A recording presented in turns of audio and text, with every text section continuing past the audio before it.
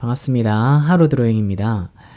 오늘은 창작자를 위한 포토샵 혹은 클립 스튜디오 작업 세팅 강좌를 조금 알려드리려고 하는데요. 제가 가르쳐주고 있는 학생들 중에서도 오랫동안 그림을 그렸지만 자세히는 다 알려주지 못한 것 같아서 제가 오늘 조금 정리하고 한번 알려드리려고 합니다. 먼저 작업 창을 이렇게 켜시면은 맨 처음에 캔버스를 켜야겠죠?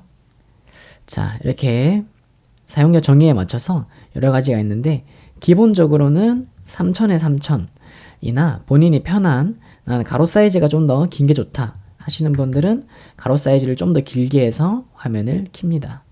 자, 이런 화면이 뜨죠. 그러면은 처음에 작업을 딱 켰을 때 오른쪽에 보시면은 작업 세팅 창이 뜨실 거고 여러 가지가 뜰 거예요. 왼쪽에도 이게 툴바가 있을 거고요. 상단 메뉴도 이렇게 있을 거고요. 자, 처음에 가장 먼저는 본인이 필요한 인터페이스를 제외하고는 삭제하는 겁니다. 저는 지금 제가 필요한 작업 세팅법대로 이렇게 맞춰놨는데 처음 포토샵을 이렇게 켜보시는 분들은 뭐가 되게 많이 떠 있을 거예요. 막 이런 식으로 켜져 있을 거기 때문에 이런 것들을 본인이 필요한 것 빼고는 다 삭제합니다. 자, 처음에 추천하는 거는 색상하고 작업 내역 그리고 레이어 그리고 뭐 브러쉬 설정이나 뭐 글자 쓰는 거 뭐 이 정도만 놔둬도 뭐 충분하다고 볼 수 있을 것 같아요. 참 쉽죠? 다음은 그림 그릴 때 필요한 단축키들을 조금 설명해 드리려고 하는데요. 기본적으로 그림 그릴 때 자, B 하면은 브러쉬겠죠. 자, E 하면은 지우개일 거고요. L 하면은 이제 우리 라sso 툴이라 부르는 올가미 툴. 자, 글씨가 별로 안 좋아요. 자, 올가미 툴 잡으면은 이렇게 잡아가지고 이동 툴 나중에 누르고 이렇게 막 움직일 수 있어요. 나중에 이렇게 알려줄 이렇게 크기 키우는 것도 있고요. 기본적으로 이렇게 사용하고 아까 말씀드린 V는 이동 툴. 그리고 자, 중요한 브러쉬를 키우고 줄이는 키가 이 대괄호 문자예요. 자, 보면은 이렇게 브러쉬를 키울 수도 있고 이렇게 키울 수도 있고 줄일 수도 있고 그쵸? 자, 이렇게 사용 가능합니다. 자, 여기서 이제 중요한 게 나오는데 여기서 우리가 B랑 E를 누르다 보면은 저 브러쉬 크기 설정하는 게 크기 키우고 줄이려고 하는 게 손이 좀 멀리 있어요. 키보드가 이제 이렇게 있으면은 거의 이제 브러쉬랑 지우개는 여기 이렇게 있는데 대괄호 브러쉬 사이즈 조정은 여기 있어요. 그래서 너무 멀어. 그래서 손을 계속해서 이렇게 바쁘게 막 움직여줘야 돼요. 그래서 이거를 조금 보완하기 위해서 설정창에 들어가는데 위에 편집 누르시고 바로가기 키 누르시고 자, 그러면은 이런 창이 뜹니다. 위에 도구에 먼저 들어갑니다. 그러면은 이렇게 여러 가지 툴 이제 단축키 설정이 되는데 밑으로 쭉 내려보시면은 여기 브러쉬 도구가 있고 다 있죠. 근데 좀 더 이렇게 내려보시면은 자, 여기 중요한 게 뜹니다. 브러쉬 크기 줄임 더 크게 이렇게 있죠. 선생님은 지금 미리 맞춰놨어요. 그런데 평소에는 이렇게 돼 있을 거예요. 자, 요건 없을 거고 자, 이렇게 기본적으로 돼 있을 거예요.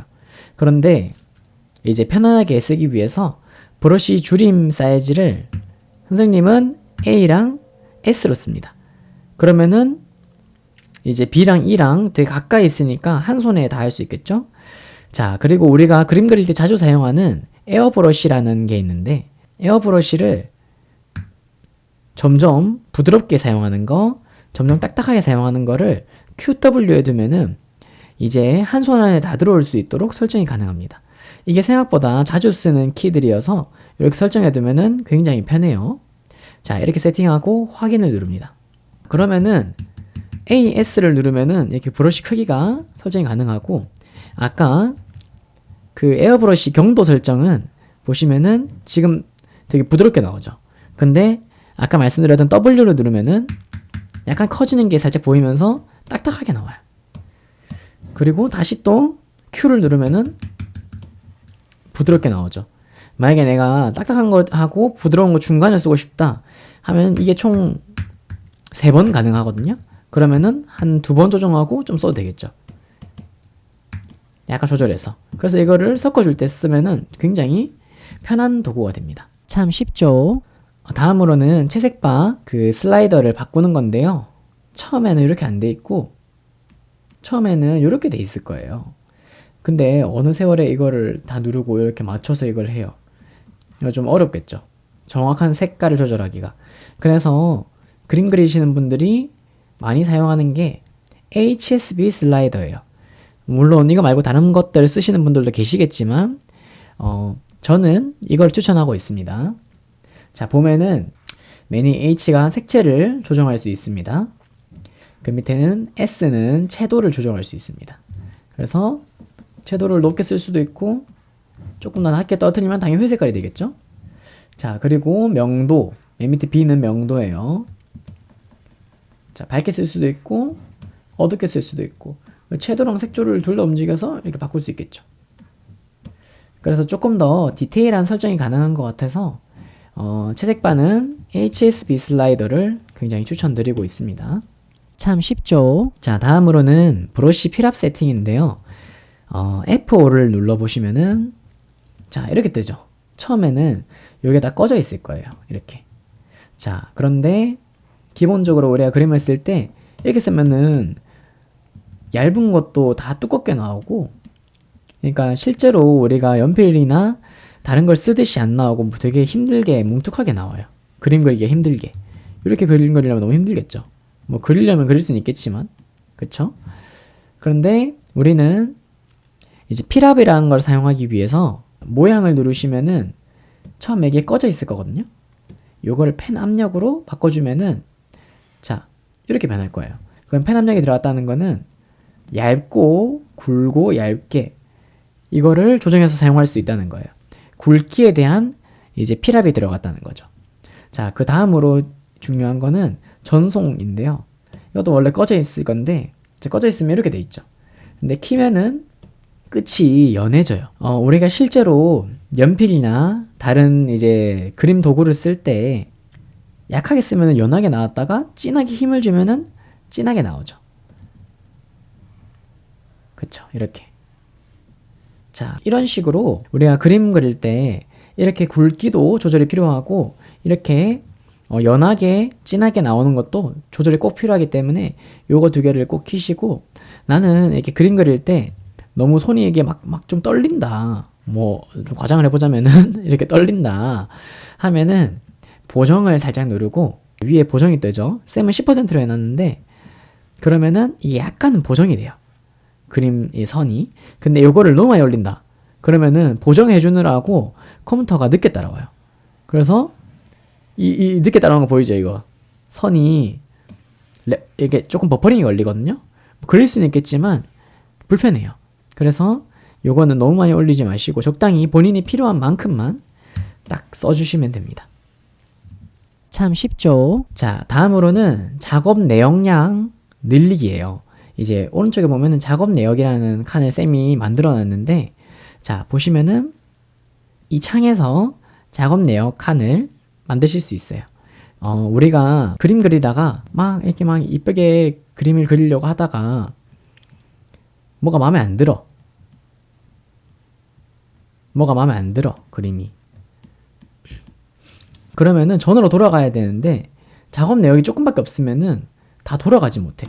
그래서 난 좀 더 돌아가서 코부터 다시 그리고 싶은데 하는데 여기서 끝나버려요. 작업이 없으면 여기서 이제 멈추겠죠.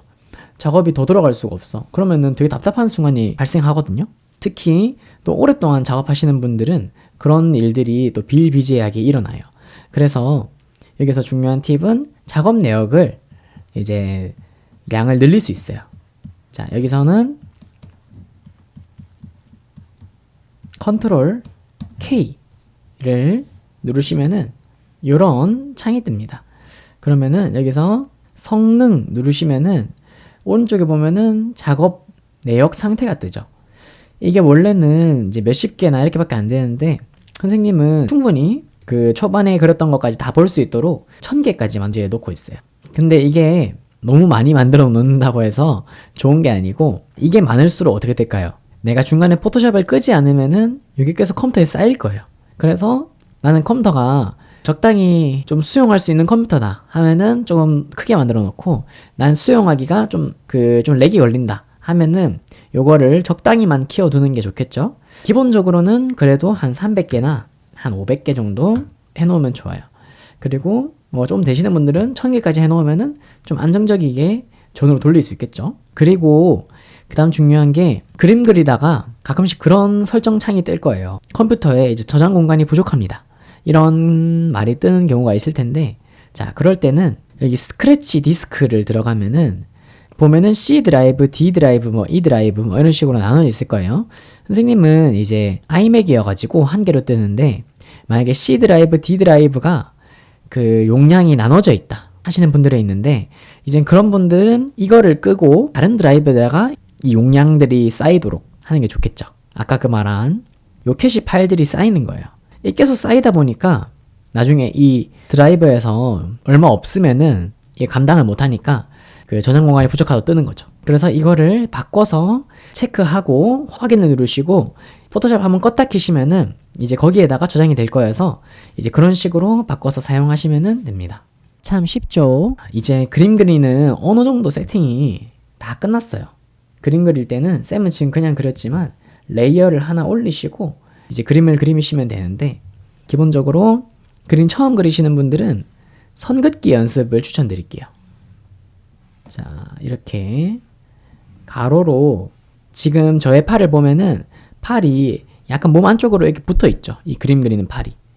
보면은 딱 붙여가지고 가로를 이렇게 길게 끊는 거예요. 이렇게. 길게 끄어요. 자, 같은 길이 같은 간격으로 그을 수 있으면은 가장 좋습니다. 그 다음은 세로로 그어봅니다. 그림 그리는 자세는 최대한 조금 허리를 펴고 팔꿈치를 약간 뗀 다음에 그림 그리는 것도 괜찮은 것 같아요. 선생님은 물론 지금 액정 타블렛이어서 그렇지만 판타블렛으로 쓰시는 분들은 물론 손목으로 쓰시는 분들이 많겠죠. 근데 조금 넓은 판타블렛이라고 한다면은 조금 이렇게 팔을 들어서 이렇게 정확하게 내가 그리는 연습을 하는 게 좋습니다. 액정 타블렛 마찬가지고요. 자, 이렇게 그렸으면은 이제 대각선으로도 그려볼게요. 일정하게 긋는 연습을 자주 해주면 좋아요. 왜냐하면 초반에는 선 긋기가 되게 어려울 수 있거든요.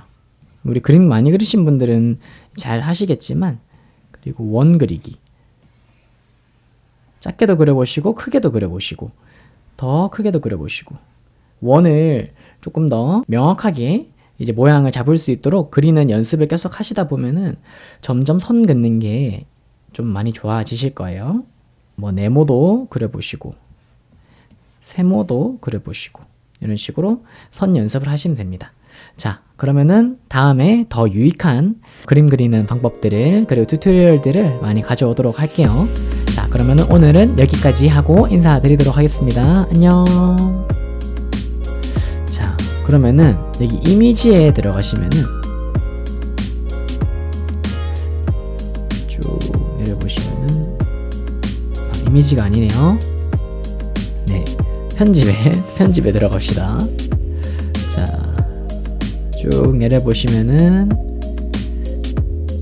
어디 갔죠? 어디 갔지? 파일인가요?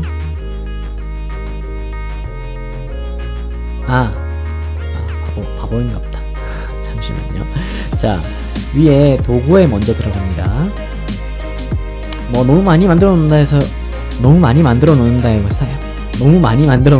해서